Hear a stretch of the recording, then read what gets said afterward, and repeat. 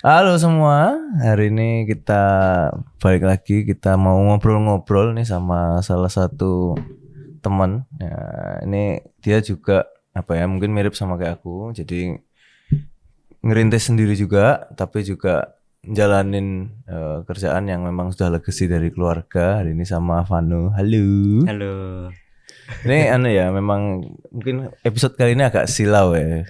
Karena Karena kita sama-sama lampunya nggak cuman lampunya sini, kayak enggak satu. ada Tapi 3.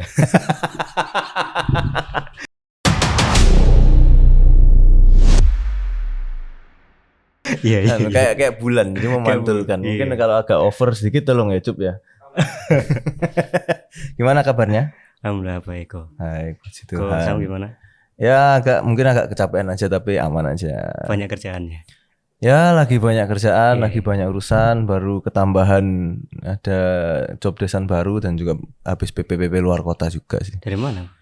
Aku baru dari Kediri juga. Ya itu karena aku Oh, kan yang sekarang klinik jadi itu. pegang klinik juga kan, Iya. jadi direktur klinik. Dan kalau mungkin kalau bedanya sama kamu, klinik ini nggak cuman pure punya dari orang tuaku. Ah, Jadi orang tuaku berkongsi dengan teman-temannya, joint venture kan. ya rame-rame. Ah, Terus barulah turun ke generasi kedua. ah. Mungkin dari generasi kedua yang lain tuh banyak, ada yang jadi dokter juga, ada yang apa. Tapi yang kayak bisnis itu nggak semua ya, ada 2-3 aja sih. Jadi makanya ya mau nggak mau kami yang pegang. Dan kemarin itu tahun 2024 lah aku mulai pegang. Itu ya karena di vote sama mereka untuk siapa yang di RUPS-nya mereka di vote siapa yang mau jadi, mereka ngevote siapa mau direktur utama berikutnya gitu. Dan mereka minta aku. Oh, keren tuh karena dari ini. Investment tertingginya. Enggak, Itu yang nurun ke. enggak. Bener-bener vote-nya pemegang saham ya, sampai pokoknya tapi kemarin tuh mutlak sih aku 100% milih aku. Oh. Jadi ya udah sisa nego-negoan doang. Kenapa kok bisa gitu? Trusted itu. Kenapa kok bisa kok Sam yang lanjutin? Ya nggak tahu ya, mungkin ya track record juga, maksudnya posisi apa yang sudah tak pegang ya, terutama di Ulf Group juga gitu kan ya. Nggak cuman ngembangin satu usaha kan, di Ulf Group kan banyak itu, terus sudah naik ya, jadinya track record mungkin Holding karena ya? itu jadi holding sekarang ya, itu jadi trustnya ada gitu kan. Nah, kalau kamu gimana tuh? Karena kan apa ya, aku dari kecil itu selalu seringnya itu ya, misalnya pulang gereja atau apa gitu makan mesti ke Pujasera. Zamanku dulu kan banyak ya Pujasera. Dan itu setiap buka buku menu pasti ada gado-gado Arjuna. Oh iya? Mostly Pujasera tuh pasti ada. Aku nggak tahu kamu memorinya waktu dulu itu gimana. Karena aku ngobrol sama anak-anak yang di kantor ini ya, kalau Gen Z banyak nggak tahu tuh. Ya benar. Nah, tapi kalau yang umurku atau yang di atasku, mereka tuh rata-rata tahunya karena di Pujasera, Ya, gado-gado Arjuna. ya.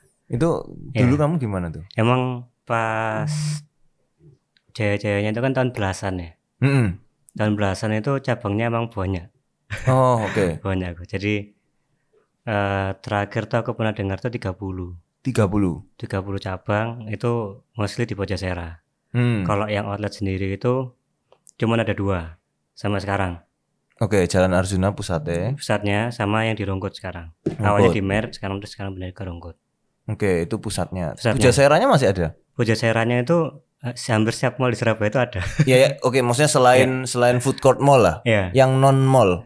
Non mall itu juga ada. Kayak Selera Surabaya, terus dulu itu ada Cakcuk. Oke. Ya itu juga. Jadi non mall itu juga lumayan banyak. Oke, karena kalau zamanku dulu itu kan yang banyak itu Nikmat Rasa.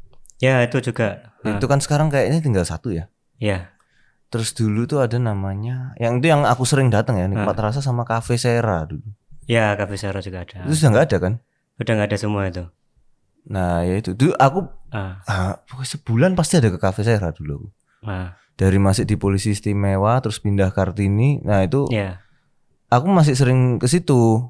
Terus ada lagi yang deket pom bensin sini nih. Sebelahnya pom bensin Manyar, Meleto. Iya. Sebelahnya itu dulu kan sempat ada Pujasera. Nah, itu dulu ada di situ juga nggak sih? Nah itu mungkin generasi kedua yang tahu ya. Jadi kamu ini generasi ketiga. Generasi ketiga. Oke. Berarti dulu awalnya ya wis di Arjuna itu. Awal pusatnya di situ. Kalau tahu ini mau tahu sejarahnya dulu nggak? Iya nggak apa-apa, boleh. Sejarah awal itu yang Kusem tahu itu kan di Pujasera ya. Ya karena umurku segitu ya. Jadi awal mulanya itu Gada-Gada Arjuna itu jualannya itu gerobak. Gerobakan, oke. Keliling. Oh keliling. Tahun 1960. Oke, iku ibu gue lahir 61, oke. Iya, dari 1960. Oh, oke. Nah, keliling itu di sepanjang Jalan Raya Arjuna. Oh, di situ sepanjang itu. 1960 itu awal mulanya itu bukan jualan gado-gado. Nah, terus jualan apa? Bingung. Jualan es teler, es campur ya gitu-gitu. Oh, oke. Yang es tok ya? Es tok. Oke. Terus pada saat tahun 1962 itu mulai menetap di kayak kantinnya gereja di depannya gitu loh, sewa di depannya gitu. Di Arjuna itu? Di Jalan Raya Arjuna. Kan ada kalau yang sekarang itu kan ada barat. Nah, yang ada timur. Jadi seberangnya. Oke. Di gereja malah. Gereja situ. Di situ Arjuna. Saya juga gak hafal ya. GPPS apa? Oke. Nah, situ ada yang ngusul. Nambah menu gado-gado. Nah, kok usulnya random gado-gado itu piye? Maksudnya apakah pernah nyoba bikin atau gimana? Nah, itu saya juga nggak tahu detailnya ya. Intinya ada pelanggan yang ngusul, akhirnya jualan lah gado-gado dari 1962 itu tadi. Sampai sempat pindah-pindah, sewa stand di sini, pindah. Tapi tetap di Jalan Arjuna. Tetap di Jalan Arjuna, makanya jadinya namanya gado-gado Arjuna. Gitu siarannya. Nah, pas tahun 91 itu baru punya tempat sendiri yang sekarang jadi pusatnya. Yang sekarang jadi pusat. Itu 91. Oke. Gitu. Nah, dari situ pas tahun belasan ya itu tadi masa kemasannya ya. Masa jayanya itu cabangnya bisa sampai 30 tadi. Jadi setiap Pujasera pasti ada gado-gado Arjuna. Sama food court dan gitu. Ya, di food court itu. Gitu. Berarti di tahun-tahun itu, bentar, posisi itu kan berarti generasi keduanya ini ada berapa orang?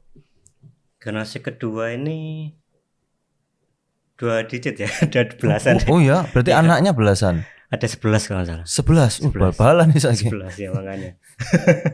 Futsal sih kayaknya. Futsal 2 tim ya? 2 tim. Cewek cowok. Iya, pokoknya campur lah ya. Campur. Cuman yang nerusin memang papamu? Atau gimana? Sebelumnya itu tanteku. Tantemu. Tanteku. Jadi basicnya di generasi kedua itu nggak semua itu punya ilmu untuk manajemennya. Oke. Jadi ya kuliah semua rata-rata generasi kedua. Cuman kalau lulusnya nggak tahu. Cuman yang jelas nggak ada yang backgroundnya manajemen. Oke. Setelah dipegang tanteku, akhirnya di tahun 2010 itu dipegang sama papaku. Oke, jadi 2010 berarti. Per 2010. Per 2010 itu dipegang papaku.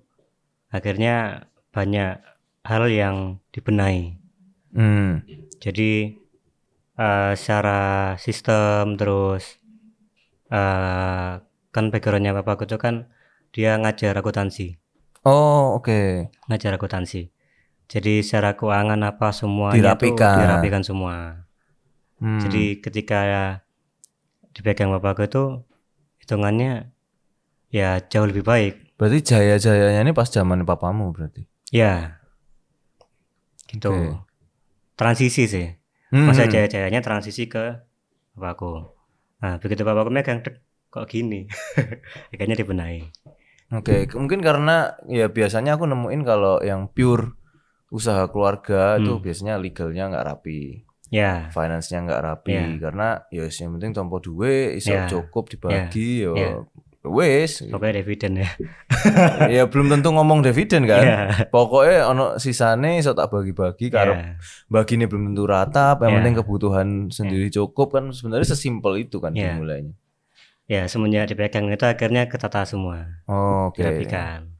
Tapi aku penasaran kayak itu tuh ada maksudnya dilegalkan PT CV gitu atau CV. Oh, oke. CV. Karena kan kadang kan kalau kita mikir dulu ya, zaman dulu itu kan PB1 belum rapi biasanya.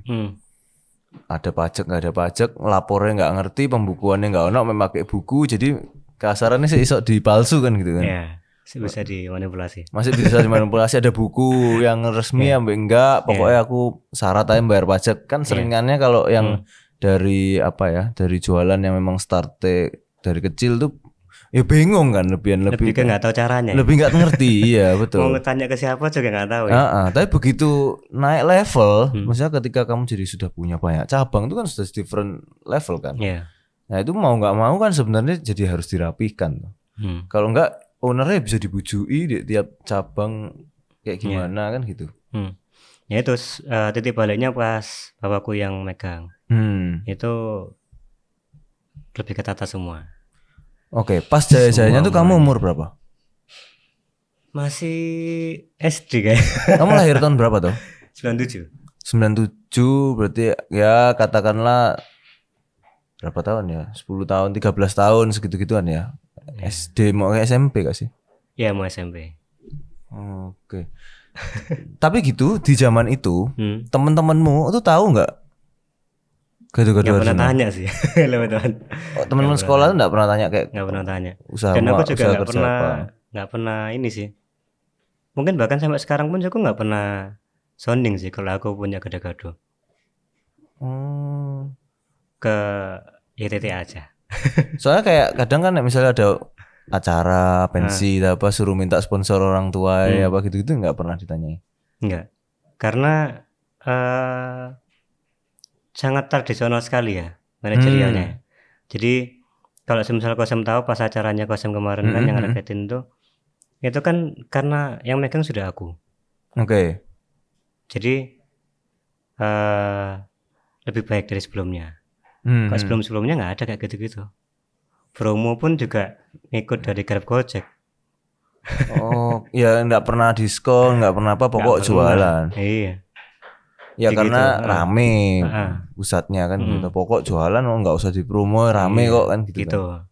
Begitu tak pegang banyak hal yang lebih baik lah. Kayak supplier, itu kan penting tuh. Nah, semenjak tak pegang itu supplier itu semua pasti paling bagus harganya. Oke. Harganya paling bagus, kualitasnya bagus. Jadi database yang di generasi kedua tetap tak pelihara, tapi aku nyari supplier baru. Oke. Jadi menekan geogasnya. Nah, itu kamu pegang mulai tahun berapa? Sebenarnya kalau secara aku pegang bantu-bantu itu ya dari SMA. Oh, dari SMA sudah bantu-bantu. Cuman untuk masuk ke dalamnya itu prosesnya tuh panjang. Jadi tidak semudah itu ya. Ya karena kan saudara papamu kan banyak tuh. Banyak. Terus mereka kan punya anak masing-masing. Nah, kenapa kamu yang pegang itu apa enggak jadi rame juga? Nah, masalahnya itu di generasi ketiga itu uniknya itu nggak ada yang mau kok. Oh, malah nggak ada yang mau. Nggak ada yang mau. Karena di generasi kedua itu ada hal yang mungkin membuat generasi ketiga itu nggak mau masuk. Oh, oke. Itu. Dan trennya juga kayak nggak mau aja lah, mending dia kerja yang keren-keren menurut dia gitu kan. Iya benar. Apalagi kalau namanya usaha turun-temurun itu kan nggak semua anak itu mau kan. Nggak semua anak itu cocok kan. Iya betul. Jadi kasusnya pas aku kuliah S2 kemarin tuh ya, itu kayak gitu. Anaknya tuh nggak mau nurusin usaha orang tuanya karena nggak cocok. Nggak semua sih kayak gitu, cuman kebanyakan seperti itu ya. Ya, cuman kalau saya sih ngeliatnya itu sebagai ini ya, legacy ya. Jadi kalau semisal di generasi ketiga nggak ada yang mau melanjutkan, ya selesai. Habis betul. Habis. Meskipun dengan jumlah cabang segitu, apakah sudah nggak bisa autopilot? Ya bisa. Oh tetap nggak bisa ya? Soalnya kan F&B itu, kenapa aku juga belum nyemplung F&B sampai sekarang? Karena aku merasa F&B itu aku harus on hands banget. Iya. Harus ngawali semua dari hulu ke hilir kan, aku harus ngecekin semua. Aku sudah tidak punya waktunya nih untuk melakukan itu gitu. Tapi untuk usaha yang sudah berjalan berpuluh-puluh tahun, apa nggak ada kayak orang-orang tertentu yang sudah biasa dipegangin gitu? Basically F&B itu usaha paling susah sih. Aku nggak tahu ya kalau bisnis model yang lain ya. Usaha yang lain aku nggak tahu. Cuman setauku itu usaha yang susah itu F&B. Jadi cuman kalau orang udah bisa di F&B, dia nggak mau usaha yang lain. Oke. Mungkin teman-teman yang lain mungkin pernah dengar podcast atau orang lain yang pakar-pakar yang di dunia F&B ya. Dia pasti nggak mau di jalan F&B. Karena sudah nyaman di situ. Ya, karena cuannya banyak. Marginnya kan bisa paling minim 100% toh. Ya, cuannya banyak. Iya dong. Yeah. Apalagi minum kan. Iya. Kan cuannya diminum kan. Iya. Gitu. Cuman untuk orang awam masuk itu susah. Jadi makanya untuk orang masuk ke F&B itu susah. Nggak semua orang bisa, nggak semua orang sustain. Tapi begitu orang sustain, tahu caranya atau polanya, orang itu pasti nggak mau di bidang yang lain. Mungkin bidang yang lain ya, tapi langsung ke tambang, apa kayak gitu-gitu ya. Iya. Kan cuannya banyak. Cuman tapi kalau semisal bidang yang lain, kayaknya kalau udah masuk F&B itu susah. Mau pasti seneng F&B karena memang dari zaman dulu tuh orang-orang mikirnya buka F&B gitu loh. Cuman setelah aku berusaha ngeliat merhatikan harus hands on bangetnya itu yang menurutku berbahaya ya kalau kita nggak ngerti. Misalnya kita nggak ngerti supplier ya, kita bisa dibujui sama suppliernya, bisa dibujui sama pegawainya kita sendiri juga. Terus habis itu pegawainya nggak semua pinter, salah nyimpen, rusak, buang. Ya itu yang mungkin membedakan warung pinggir jalan sama restoran ya. Itu kan kalau secara teori itu kan red ocean sama blue ocean. Oke. Kalau red ocean tuh ya semua orang bisa aja bikin gado-gado kan. Iya betul. Kalau blue ocean itu ya punya cara-cara yang intinya itu unfair advantage. Jadi keuntungannya nggak adil kan. Contoh kayak gado-gado Arjuna. Kenapa aku mau melanjutkan? Karena yang pertama unfair advantage-nya bumbunya. Betul. Terus yang kedua legacy dari 1960. Mungkin buat Gen Z mungkin sekarang banyak yang nggak tahu. Tapi bagi orang tertentu ini legend nih kan. Nah bisa aja kan aku bikin sendiri atau ada orang lain bikin sendiri, sustain nggak kira-kira? Betul. Susah kan. Oke, berarti kan kamu kan secara rasa udah terbukti dari sejak 1960. Itu ya udah nggak bisa dilawan lah itu. Rasanya sama orang yang baru mau buka. Dua, at least orang yang berumur sudah pada tahu semua. Ya kan, berarti kan PR-nya udah tinggal regenerasi customer aja. Dibandingkan kita harus nyari customer dari awal, just ke semua usia, semua kalangan, itu PR lagi kan gitu kan. Ini posisi kamu sudah tinggal satu langkah, 2-3 langkah lebih depan daripada bikin baru. PR-nya kan tinggal dikit gitu kan. Plus biasanya kalau nerusin kayak gini ya ngerapikan lagi gitu kan. Iya, makanya aku S2 itu ngambil manajemen. Karena untuk ngerapikan manajerialnya banyak hal yang perlu dikerjakan di situ. Banyak banget. Oke. Nah, itu biasanya kalau misalnya ini akan aku penasaran aja ya. Kalau misalnya kayak ke Pujasera atau apa, itu semua bahan kamu supply dari satu atau? Di Gado-Gado Arjuna itu ada dapur sentralnya. Oh, oke. Jadi setiap cabang itu pasti rasanya sama. Kalau semisal mungkin ada yang komplain kayak ada yang beda dan lain-lain, mungkin karena penyimpanan di cabangnya itu. Ya, salah nyimpen gitu kan. Itu yang PR-ku memang. Cuman kalau untuk pusatnya proses pembuatannya ya dapur sentral. Kan bumbu pasti dari sentral kan gitu kan. Kan kalau dapur sentral kan anaknya kan lebih murah ya belinya. Gitu. Ya selama masih di dalam satu kota yang sama, pengirimanmu masih jauh lebih gampang kan gitu kan. Secara menu bisa jadi semuanya sama, terus secara aku beli bahan pun juga langsung banyak cabang kan, jadi lebih murah. gitu. Ya karena jumlah yang kamu beli lebih banyak kan gitu. Oke. Kalau misalnya ini kan kamu kan fresh food kan, maksudnya kayak sayur apa segala macam, di mana ya itu ada masa expirednya kasarannya kan gitu. Tiap hari fresh aku. Jadi belanja aku itu ada 3. Belanja harian, belanja mingguan, sama belanja bulanan. Belanja harian itu yang fresh sayur-sayuran, jamba, selada, gobis kayak gitu-gitu itu pasti fresh. Kalau ya makan kentang, pokoknya yang sayur-sayuran semua yang itu memang itu fresh hari itu. Kalau yang mingguan itu kacang. Kacang itu aku mingguan. Itu untuk cabang yang pusat itu seminggu itu 50 kilo. 50 kilo kacang. 50 kilo kacang. Setengah kuintal. 1 minggu. 1 minggu 50 kilo kacang. Sebulan 2 kintal kacang. Kurang lebih. Kadang lebih. Kurang lebih segitu. Itu satu cabang. Itu ngulek manual tangan itu? Oh enggak dong. Oh enggak, tapi kan itu itu kalau kintal ini tempal tangannya. Gak usah nge-gym ya. Nah iya, tapi sesehan tangan kanan tok sing gede kirine cilik. Udah ada alatnya. Oh, udah ada alatnya. Jadi alat itu pun juga dari generasiku. Oh, jadi sebelum kamu pegang sebelum aku itu manual. Itu tangan. Manual semua. Nah, balik lagi. Kalau manual kan tiap tangan beda rasanya. Betul, nggak bisa konsisten ya kan? Nah, semenjak saya pegang nggak bisa, gitu ini nggak bisa. Akhirnya pakai alat. Sekarang alatnya itu ada beberapa alat. Kan setiap prosesnya kan panjang. Setiap proses itu ada alatnya sendiri-sendiri. Oh, gitu. Oke. Nah, tapi kan kalau misalnya transisi, nah ini kalau omongan orang dulu ya, oh iya gak iso enakan tanganku ini sing dulu sih Bang, no alat nih iso. Rasanya beda gitu pasti. Biasanya kan gitu kan. Iya, benar. Itu kamu dapat pertentangan itu juga nggak waktu pertama geser ke alat? Ya, jadi aku masuk ke dalam manajerial itu prosesnya cukup panjang. Yang tadi aku bilang tuh. Karena aku masuk dulu dari SMA, dikit-dikit. Kuliah semakin agak masuk lagi. Nah, pas S2 itu akhir S1 itu orang-orang itu ngerasa ya namanya anak akan selalu jadi anak kan. Betul. Buat orang tua, apalagi om tante kan juga selalu menganggap yang sama ya. Nah, kurang lebih seperti itu sih. Jadi selalu nggak tahu apa-apa, nggak bisa dan lain-lain.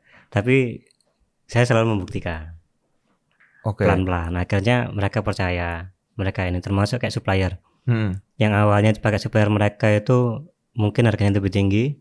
Ketika sama aku barangnya sama, kualitasnya bagus, ya kan? Tapi harganya jauh lebih murah. Per item itu selisih bisa 4.000, 3 sampai 4.000 per item. Kalikan berapa item yang kita beli biasanya? Nah, dari situ aja udah hemat kurang lebih 20%. Belanjanya harusnya berapa, udah hemat 20%. Nah, dari situ akhirnya mereka percaya. Masuknya dari situ dulu ya. Kan dari situ kan misalnya membuktikannya jauh lebih apa ya? Tidak terlalu kayak kamu harus invest gede kan di situ. Kamu kan tinggal minta quotation aja kan kasarnya dari supplier itu. Biasanya kan kalau supplier lama itu karena dia kan sudah dari lama tiap tahun naik. Akhirnya naiknya ketika ketemu sekarang orang yang baru-baru bisa kasih yang bagus tapi ya bersaing harga kan jadinya. Gitu. Jadi dari situ akhirnya mereka percaya. Dan itu pun juga nggak tahu ya, alamiah aja kali ya. Jadi karena saya tuh menyayangkan ya kalau usaha ini tuh nggak lanjut ya. Jadi aku ngeliat generasi ketiga itu kebanyakan tuh ya mereka fokus kerjanya sendiri-sendiri. Akhirnya semisal nggak ada yang berkorban nih, selesai nih usaha ini kan. Dari 1990 akhirnya saya cari cara bagaimana cara masuk ke dalam, terus bagaimana cara apa yang perlu dibenahi dan lain-lain, mau untuk membuktikan lah. Akhirnya setelah mereka tahu, akhirnya pelan-pelan masuk lebih dalam, akhirnya ke semua divisi itu pernah. Bu cobain kamu merasakan semua terjun langsung ke sana. Jadi waiters, jadi kasir.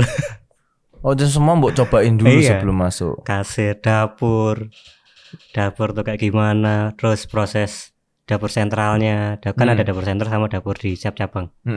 Itu semuanya lah, cari supplier ya kan, jadi divisi purchasing kan. Cari supplier, terus kitchen, dapur kan, semuanya udah tak coba semua. Akhirnya mereka ngerti lah. Dan ketika banyak tempat yang tak tuju itu kayak jadi waiter dan lain semuanya itu akhirnya banyak improve juga. Kurangnya di sini. Akhirnya trustnya semakin tinggi. Bahkan ketika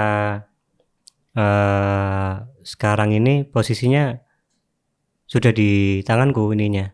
Keputusan semuanya jadi di tanganku.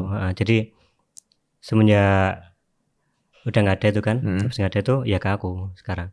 Aku udah ngomong ke tante gimana ini, ya aku. Oh mereka pun juga sudah nggak mau megang, sudah kamu aja lah gitu. Udah percaya lah, udah percaya. Jadi ya ujung tombaknya sekarang di aku. Berarti mereka juga nggak percaya sama anak-anaknya mereka sendiri? Nggak tahu ya. Nggak tahu ya. Nggak berani komen sih. Tapi sebelum ini kan kamu juga kayak ngerintis usaha sendiri tuh sebenarnya. Ya, nah untuk yang aku ngerintis usaha sendiri itu aku tuh selalu mengutamakan usahaku yang baru ini itu mendukung induknya. Oh oke. Jadi kan usahaku di makanan nih, jualan makanan. Usahaku yang merintis ini ya yang mendukung induknya, mendukung si makanan tadi. Jadi usaha yang baru ini supplier. Oke. Di perdagangan gitu. Supplier apanya? Bahannya? Ya, apapun yang dibutuhkan gado-gadonya. Jadi daripada di margin orang lain mending buat margin sendiri ya. Benar. Kan kalau di perdagangan ini kan aku ngambilnya kan langsung ke pusatnya, langsung ke pabrik, ya kan lebih murah. Tinggal aku nggak ngambil untung aja buat gado-gado Arjuna, ngambil untung dikit ya. Tapi ke yang lain, ke klien lain kan margin bener. Margin bener. Gado-gado Arjuna dimurahin gitu kan? Iya, gitu. Ya. Tapi itu nggak komplain om tantemu? Nggak ada yang ini sih. Mereka tuh pokok lebih murah ya wes gitu. Iya, murah, kualitasnya sama, nggak masalah. Ya itu it's a win already buat mereka kan gitu kan. Win-win solution juga kan buat TGA. Ya. Gitu. Jadi akhirnya nggak sengalah itu kan akhirnya kamu pada akhirnya. Karena misalnya kalau kamu harus ninggalin usaha yang sudah kamu rintis sebelumnya, atau terus tiba-tiba nyemplung masuk ke terpaksa ngelanjutin usaha keluarga, itu banyak kan orang yang mangkel. Anggaplah kayak misalnya film lah Cek Toko Sebelah. Itu kan dia nggak mau suruh nerus nonton kue bapaknya kan gitu kan, karena dia merasa dia sudah punya karir, sudah punya apa segala macam. Tiba-tiba harus nerusin itu kan nggak mau nerusin kan gitu. Sedangkan kamu bisa pivot nih kasarnya, pivot pindah, tapi masih tetap malah jadi double untung gitu. Ya sebenarnya nggak semudah itu ya. Nggak semudah itu, banyak problem dan lain-lain. Termasuk kenapa kok aku lebih memilih perintis juga ya. Kenapa kok nggak fokus sudah usaha keluarga aja gitu kan. Ya karena boleh lagi prosesnya aku masuk ke dalam kan prosesnya panjang. Ya proses masuk ke dalam itu panjang, itu tak selingi sama aku merintis. Bikin sendiri. Jadi ketika aku udah masuk, usahaku yang ini udah jalan. Udah bisa disambil lah kasarnya, bukan dilepas tapi bisa disambil gitu kan. Ya, gitu. Jadi nggak ada yang dirugikan lah. Ya malah ya double untung kan. Double untung. Oke, karena gini banyak orang tuh ya pasti nggak mau suruh nerus usaha keluarga, nggak mau, apalagi nggak nyambung misalnya sama passion dia atau apa. Dan kalau ngomongin apa ya mitosnya orang-orang, ancurnya tuh selalu di generasi ketiga loh biasanya. Ya, cuman itu kayaknya nggak berlaku ke semua sih. Ya nggak semua. Karena kalau aku ngelihatnya itu sepertinya generasi kedua yang nggak bisa mengelola. Karena kan biasanya gini, nomor 1 ini kan ngerintis dari awal ya kan. 2 ini ngembangin, jadi benar-benar top-topnya itu biasanya tuh dari 2. Terus habis itu anaknya itu karena terlalu mewah dan berfoya-foya, baru lahir udah kaya nih. Baru lahir sudah kaya, akhirnya dia yang ngabisin duit, menghancurkan. Biasanya kan gitu. Cuman posisinya kan kalau di kamu berarti kan nggak gitu kan? Nah gitu. Jadi posisinya kalau di aku tuh di generasi pertama itu merintis, generasi kedua itu meneruskan aja. Iya. Tapi kan sempat jaya-jayanya dong. Sempat jaya-jayanya. Secara cabang banyak, secara omset banyak. Dalamnya nggak rapi. ya. Nah makanya di generasi ketiga itu justru malah memperbaiki kekurangan di generasi kedua. Berusaha membenahi semua yang ada di dalam semuanya, dan mengembalikan kejayaan omsetnya kan gitu kan. Tapi apakah ini selama ini kan yang aku tahu mainnya kan Food Court Pujasera. Apakah masih di situ sekarang trennya? Kalau ngelihat anak-anak muda sekarang loh ya. Nah, kalau saya sendiri ya, itu udah ada rencana kayak ini boleh sebut merek? Nggak apa-apa.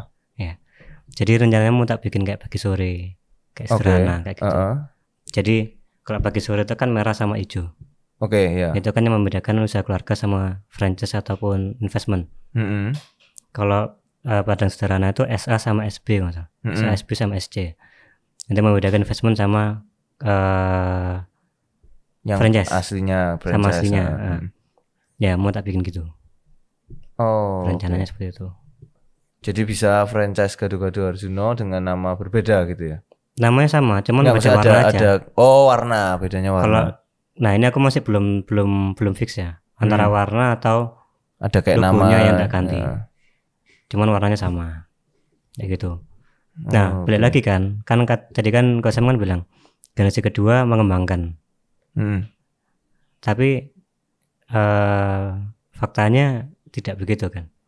Justru malah yang punya usul ke sana itu kan generasi ketiga malah. Ya. Jadi nggak semua itu seperti teori itu. Tidak seperti teori itu ya.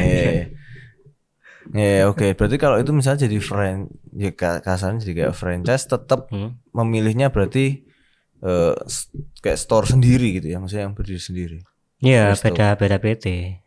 Enggak, maksudnya bukan PT. Masuk ke Pujasera lagi kan? Enggak. Apalagi sekarang kan trennya maksudnya orang sudah mulai makan sehat kan gitu. Arahnya kan sudah ke sana. Mungkin kalau ngomongin 7-8 tahun 5 tahun lalu ya kayaknya belum sebegitunya. Iya. Ya kan lebih makan yang pokoknya makan sing enak-enak aja kan gitu kan. Nah, itu apakah itu berpengaruh juga nih sama kamu sekarang di Gado-Gado? Justru malah peluang enggak sih? Iya, maksudnya ini sudah berasa nggak ada perubahan atau apa? Iya, jadi kan selama ini kan saya tuh nggak pernah kayak dengan sengaja dengan sadar mempromosikan ke anak muda ya. Tapi kebanyakan tuh sekarang yang beli itu anak muda semua loh. Oh, udah geser? Iya. Padahal aslinya ya, kalau secara saya sendiri tuh saya tuh lebih cocok sama umur 40 ke atas. Segmen gue tuh. Karena umur segitu itu mapan kan. Iya. Terus yang kedua perlu makan sehat. Yang ketiga harga berapapun biasanya sudah mampu bayar. Sedangkan kalau anak muda itu ngikutin tren. Jadi kalau misalnya aku regenerasi customer itu bisa bumerang juga buat aku. Kalau pindah ya. Akhirnya ada perbandingan. Akhirnya ada apa? Susah. Kalau ke anak muda itu. Jadi makanya aku lebih ke main ke segmen yang sudah mapan. Oke. Karena kan gini, kalau ngomongin generasinya dulu ya, maksudnya kan biasanya mungkin kalau dia masih muda, dia nggak makan di food court, anggaplah gitu. Dia akan milih resto apa gitu ya. Misalnya dia semakin tua, punya anak, wis males, akhirnya food court. Karena aku kecil sering dibawa ke food court. Apakah memang ketika nanti misalnya Gen Z ini berumur, mereka juga akan bergeser? Misalnya ketika mereka sudah berumur 35 ke atas lah, apakah mereka akan geser behavior ke food court atau misalnya masuknya ke salad-salad yang kekinian? Itu tergantung ini ya. Menurutmu? Tergantung trennya ya. Kan kita kan nggak bisa tahu ya. Itu kan kita harus analisa terus kan itu. Kalau aku sendiri sih lebih memilih segmen 40 ke atas ya. Tetap ke sana. Meskipun generasinya beda, apakah behaviornya akan sama menurutmu? Ketika kamu ngelihat nih anak-anak Gen Z misalnya nanti berapa puluh tahun lagi, anggaplah 10 tahun lagi mereka akan di usia target marketmu kan? Iya. Ya kayaknya sih iya sih, kalau menurutku iya. Karena, pasti akan tetap ya? Iya. Karena apa ya? Emang hitungannya kan kalau gado-gado Arjuna itu kan bukan untuk semua kalangan kan sebenarnya. Maksudnya untuk segmennya itu kan yang secara pendapatan kan lebih tinggi tuh. Ya. Kalau misal yang biasa itu kan ya nggak mungkin beli situ kan. Mesti beli yang 12.000, 10.000 gitu kan. Betul. Ya berarti kan C ke bawah nggak mungkin kan? Nggak mungkin. Dan benar-benar apa ya? Tapi kalau diomong ya A, B kan mereka kan milih makanan yang lain juga sudah 50.000 ke atas kan sebenarnya. Yeah. Maka gado-gadomu jadi affordable kan gitu kan buat mereka. Gitu. Dan aman. Yeah. Karena misalnya kayak aku nih ya, aku memilih makan pengen gado-gado. Ya aku pasti akan memikirkan nek misalnya yang 10.000, 12.000. Murus gak aku mari makan ini? Iya. Ya aku kan kepikirannya kan gitu. Iya. Iki fresh gak ini sayurnya? Cocok sisaan kemarin pokoknya masuk Tupperware dimasuk no kulkas embo kan gak ngerti. Iya. Kerasannya seger disemprot mari dikasih air selada yo seger-seger aja iki selada tapi layu. Nek bumbu gak ketok misalnya. Bumbune murus gak ya aku besok? Itu yang selalu tak pikirkan gitu kan daripada aku belain hemat 20.000 tapi aku sakit. Ya mending aku bayar 35 ke atas. Iya. Kan segmennya kan berarti. Tapi aku belum 40 Rek. Aku belum 40 loh. Iya. Aku sih 30 loh. Iya. Tapi mindset itu pun aku kan sudah mikir dari aku masih ya 25, 26.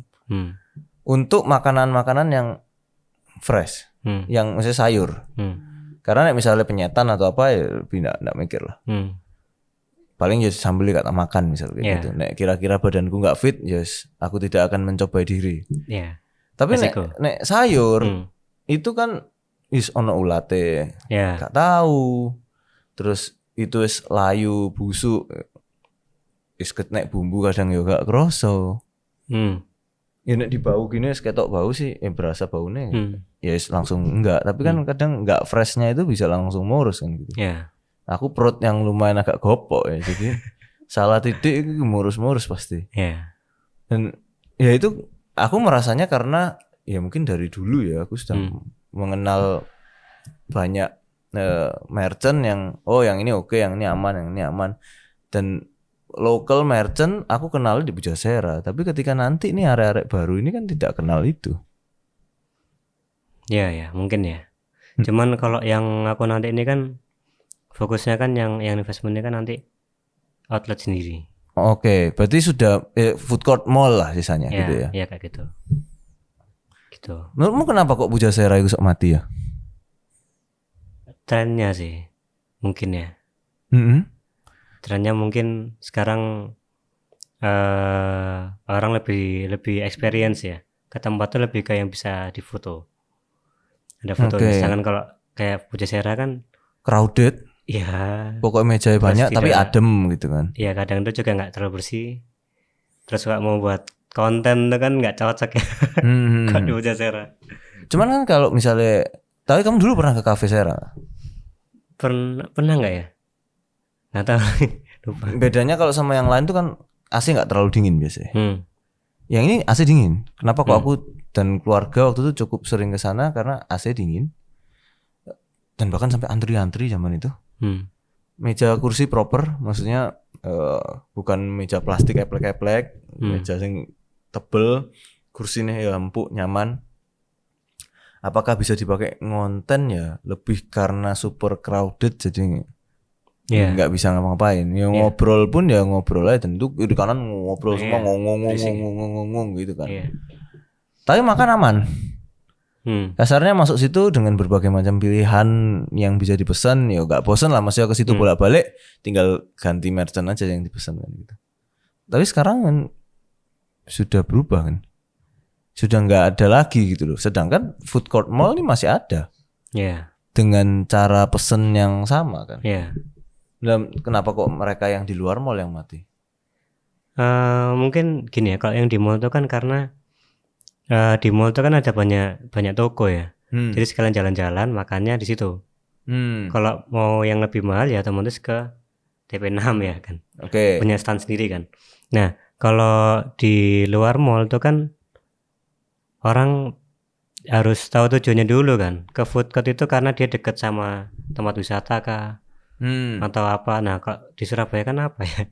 Oke. Jadi masa kesana cuman makan gitu kan, terus pulang atau mungkin baru maunya mampir kesana makan lah. Kenapa nggak di mall aja sekalian? Kalau tujuannya ke mall. Ya makanya mereka akhirnya mati.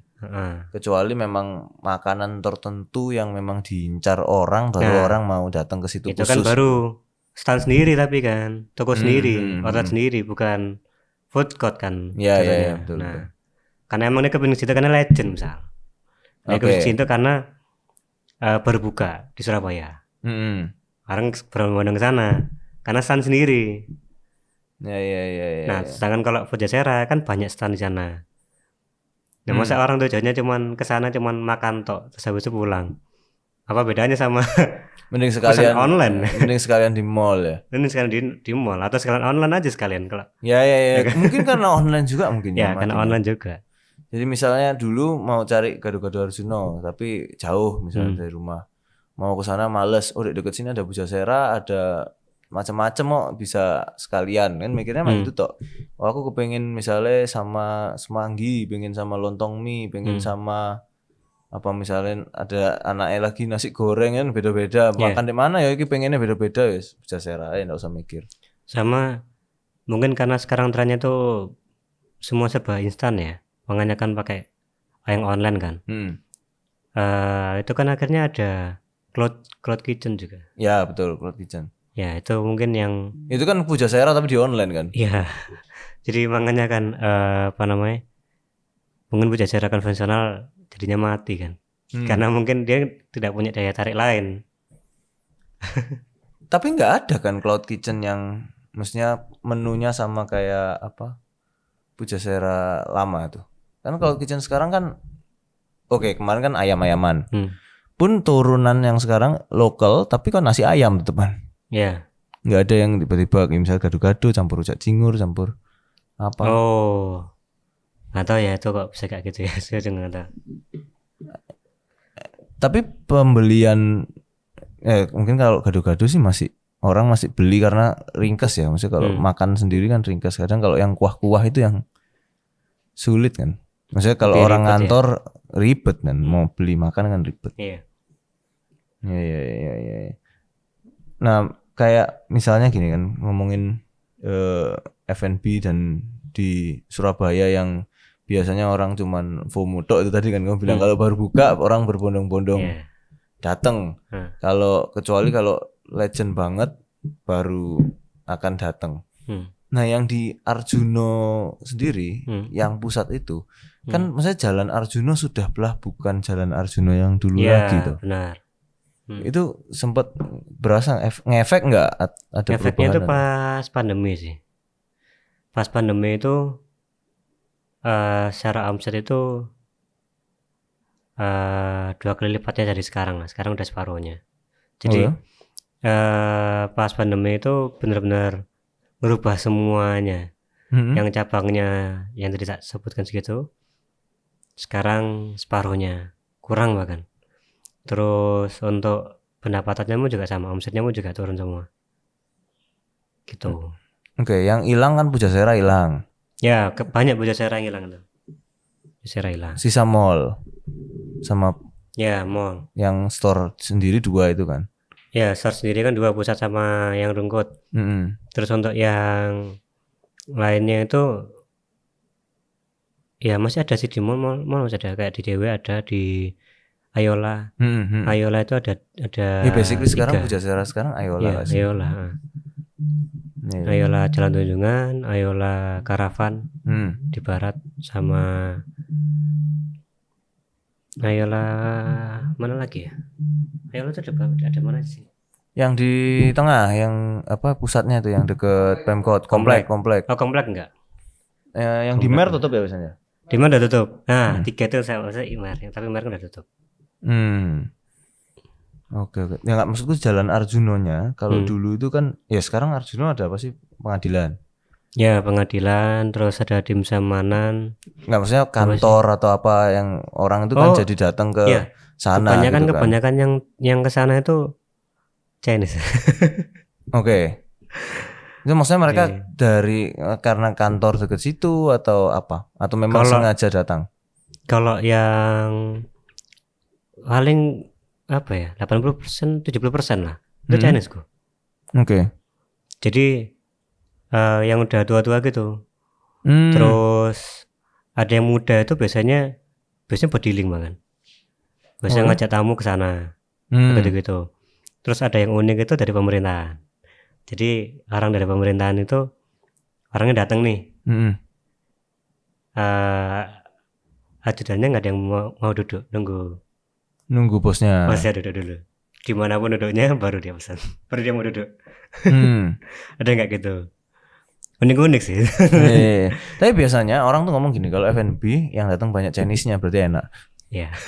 Itu valid. 80%, 70-80% tiap hari itu. Kenapa ya? Berarti lidah-lidah kami ini bisa ini jadi. Iya. Terbukti valid ya, acuan ya. Ngomong makanan enak sing ditakok wong Cina ya. Iya. Benar. Tapi aku merasa nggak semua temanku bisa ngerti makanan enak loh. Oh ya? Masih Cino. Iya. Nggak tahu ya kalau itu. Tapi kebanyakan gitu sih. Karena nggak tahu ya, kalau aku merasanya yang kalau yang dulu itu mereka kan suka nyoba makanan ya. Jadi kayak banyak makanan yang sama mereka nyobain, mulai dari yang gerobak sampai restoran. Akhirnya jadinya punya benchmark kan, mana yang enak kan gitu. Terus ya udah yang enak itu ya harus diulangi terus. Makan aku jarang ganti-ganti kan gitu kan. Setelah nyoba banyak terus ternyata nggak enak ya yang dimakan itu terus. Tapi kalau misalnya dari awal juga jarang makan di luar ya akhirnya nggak punya preference kan. Yes, setahunnya itu toh. Bahkan kan aku sempat pindah kan, cabangku yang di Mer itu pindah ke Rungkut. Itu pun sempat pas transisi pindah itu banyak yang nyariin. Dicari AI pindah kemana? Pindah kemana? Oh di sini. Oh iya saya sekarang sana ya. Masih belum, masih proses, masih pembangunan kayak gitu-gitu. Oh jadi sempat tutup dulu baru. Sempat tutup baru pindah. Sampai dicariin. Ya karena dia kepengen. Dicariin. Jadi ya itu sih kebanyakan itu. Kalau sama 20%-nya paling ya orang kantoran. Orang kantoran sama pejabat-pejabat juga. Politisi gitu banyak. Ya karena kalau kantoran apa segala macam ya pokoknya cari yang deket kan biasanya. Karena emang deket kantor kan. Iya. Ya meskipun yang kantor yang kekinian yang muda-muda kan di barat semua misalnya. Yang di situ kan yang kantor-kantor lama pusat itu kan. Ya memang berarti lebih banyak cowok apa cewek? Campur sih, rata sih. Rata sih. Bahkan tuh ada itu yang sendirian cowok. Nah Chinese, nah orang kantoran sendiri. Bahkan orang pemerintahan sendiri. Cowok ya nggak ini rata ya, cowok ceweknya rata ya. Rata. Terus kalau menu yang paling disuka selain gado-gado? Rujak cingur. Jadi orang-orang ke sana itu bahkan bukan nyari gado-gado, mungkin udah bosan ya. Jadi dia nyarinya rujak cingur. Rujak cingurnya misal lagi rame nih terus kosong. Wah, besok ke sana lagi. Datang lagi nyari rujak. Iya, rujaknya. Karena memang ya, maksudnya nyari rujak cingur enak itu sulit Ustaz. Sekarang loh ya. Mana ya? Dulu kan Delta. Orang ngomongnya kan cari Delta. Rujak apa sing luarang 1.000 itu? Kutu. Bukan sing di tengah juga. sing anu langganan Megawati apa sing ngono iku lho. Iku ana sing sampai 100.000. Cuman gak kolu pisan ya mangan sampai sakmono. Iku 100.000 aku kuliah lho. Sekarang piro gak ero aku. Aku gila, SMP di situ 50.000. Aku kuliah 100.000. Sekarang berapa gak tahu aku. Tuh orang nyari itu di situ. Terus lainnya tuh susah nyari. Kalau mau nyari gampang dan aman masuk Ponami. Ya. Tapi tentu harga jadi mahal. Ya. Tapi enak. Jadi ini sama di tempatmu. Aku gak tahu tempat lain mana lagi. Iya sih agak langka ya. Iya, kepengen tapi nyari yang enak tuh. Ya itulah loh, resikonya salah titik murus. Iya. Dan berkualitas ya. Ya dulu di Petra oke tuh. Iya kan tuh enak tuh yang di Bu Ana di Petra tuh oke. Cuman ya smart, aku kayak belum lulus dia juga sudah nggak rutin jualan wis kukut. Iya. Karena ya itu yang beli ya angkatanku ke atas, begitu geser angkatanku ke bawah kan udah ganti Gensi kan. Iya. Itu sudah nggak beli dia. Ya mie ayam, penyetan. Iya. Rujak nggak payu. Iya. Sedangkan angkatanku makan rujak cingur, cangkruk bingung-bingung rujak buah kan gitu. Iya. Ya variasi gitu loh. Semua ganti-ganti. Kayak aku pun makan ya nek isa tiap hari beda-beda variasi biar nggak bosen kan gitu. Dan kan bawah-bawahku ini kan nggak gitu kan. Iya. Terus untuk anak muda itu yang favorit tuh batagor sama siomay. Iya karena yes mereka biasa itu nggak rombong depan sekolah. Ya itu kalau anak muda itu biasanya itu.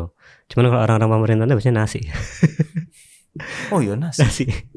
Nasi rawon sama nasi campur. Oh. Itu kesukaannya mereka itu. Atau kayak mereka tuh sembarang gak sih, yang penting aku mana nasi. Nggak tahu ya. Ada sih, sempat ada yang pernah beli rujak pakai nasi. Pakai nasi. Rujak cingur pakai nasi. Iya. Luwe nemen kayak RE. Ya. Unik ya. Nggak tahu ya. Oh, iya, pakai lontong. Gantinya nasi.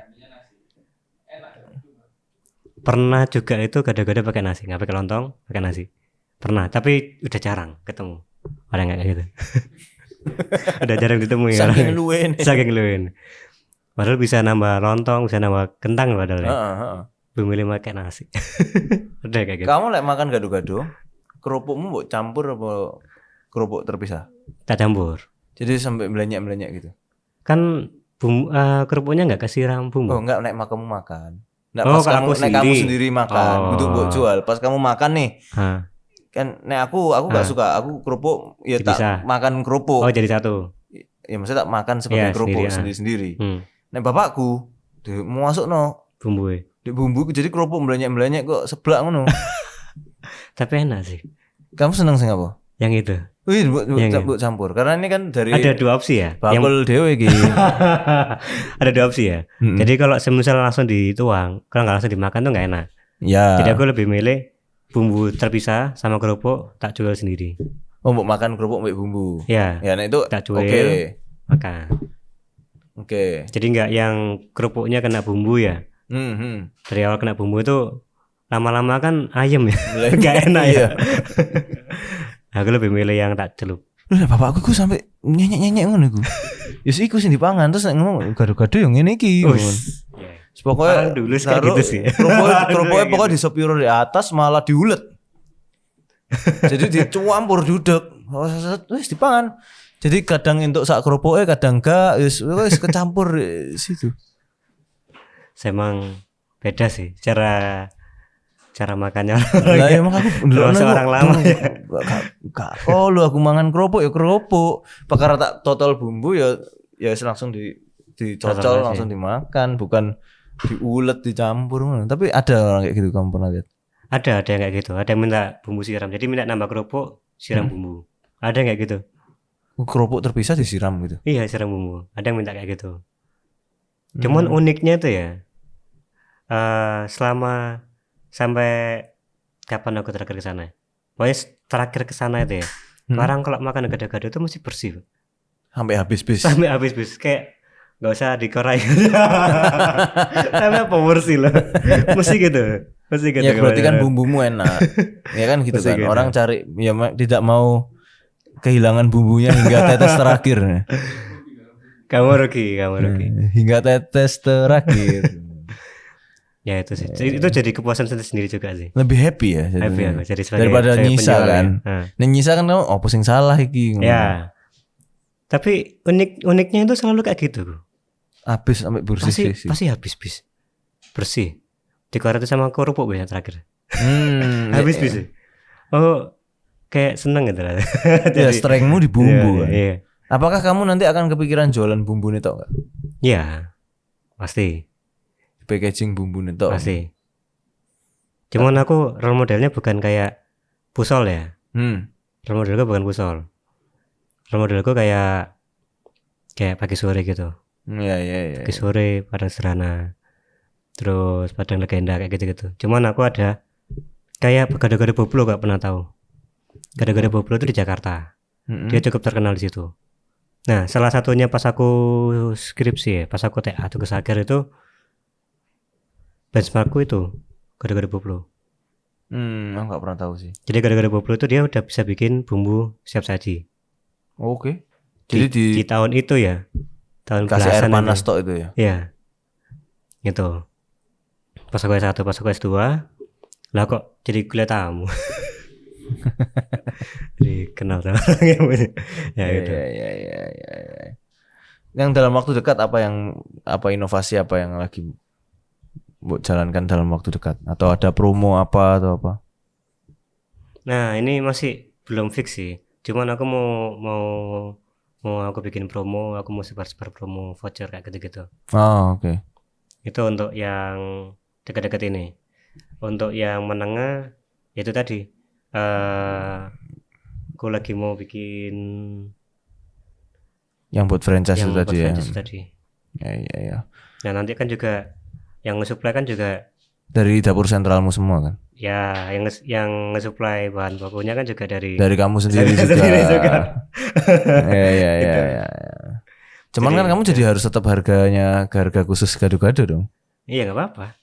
Nggak apa-apa, yang penting. Toh ya belinya kan juga banyak. Ya. Kan kalau yang di usaha perdagangan ini kan, aku ada nggak semua ya, tapi lumayan ada.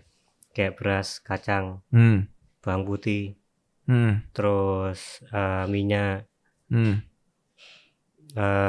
kerupuk dan lain-lain semua juga ada. Termasuk kayak di perdagangannya aku tuh jualan ikan. Jualan ikan laut, ikan dori. Oh, ngambil di nelayan langsung. Kalau ikan laut dari nelayan. Tapi kalau ikan dori aku ngambil di pabrik. Ikan dori yang di pasarnya kan bukan ikan dori laut tuh. Iya, betul. Ikan patin. Itu dari pabrik. Makanya aku nggak pernah mau makan dori. Kenapa? Nggak fresh. Mostly nggak fresh, murus aku. Loh, ikan dori itu yang di pasaran tuh ikan dori patin frozen. Lah ya itu. Yang glassing 50 biasanya. Lah iya aku. Murus aku. Dia ikannya itu 50%nya es. Untuk menjaga kualitasnya. Ya, tapi mesti murus aku. Makanya kayak aku gak dori lah. Berarti grade-nya. Maksudnya sering nek mesen apa aku harus menghindari, karena ya ikut daripada aku murus.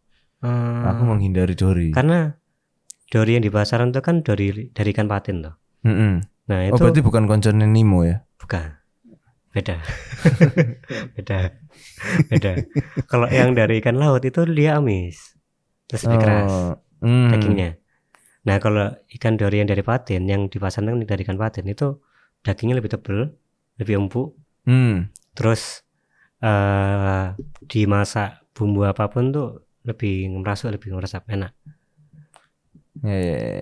Ya cuman ya itu tadi, aku karena beberapa kali makan dori, terus aku tahu, aku kalau ikan sudah nyokot gini aku tahu fresh nggak fresh ya. Jadi sensitif ya. Lebih ke peka sih. Ya kalau ikan aku memang doyan makan ikan, dan aku selalu milih. Misal masuk restoran seafood tuh aku masuk milih ikan. Kalau yang nggak ada di luar ya, aku milih ikan tetepan. Lebone dapur. Berarti cocok ke ini Palembang. Nah, aku belum pernah. Palembang sama Banjarmasin. Sana itu pusatnya ikan. Makan sehari-harinya itu ikan. Banjar aku pernah. Orang Palembang itu makan pempek itu bisa sehari bisa 3 kali. Karena makan sehari-harinya ikan. Tapi aku pernah seminggu makan ikan terus bosen. Tergantung variasi ikannya kan sih. Oh, itu divariasi, tapi tetap bosen aku. Oh iya. Ikan laut, ikan tawar. Dicampur-campur. Jadi aku seminggu di Kaimana kan, di Papua. Terus kayak karena event, jadi dikasih makanannya kan disuplai panitia kan. Ikan terus, bosen aku. Sampai gak tak makan. Aku tuku dewe lah. Tuku dewe nang warung ganti. Pokoknya variasi aku bosen sampai ikan. Oke, terima kasih. Waktunya kita sharing-sharing, dapat banyak teman-teman juga belajar banyak ya, terutama buat mau ngelanjutin bisnis keluarga apa enggak, karena itu banyak mungkin yang ragu, banyak yang takut, banyak yang males. Kira-kira tahulah ya sharingnya gimana. Yang mau makan gado-gado langsung aja Gado-Gado Arjuno. Kamu bisa langsung ke pusatnya, bisa cari di mall, bisa online juga. Udah lengkap. Lengkap. Bisa pakai Grab karena Grab aja yang jadi klienku. Thank you. Bye.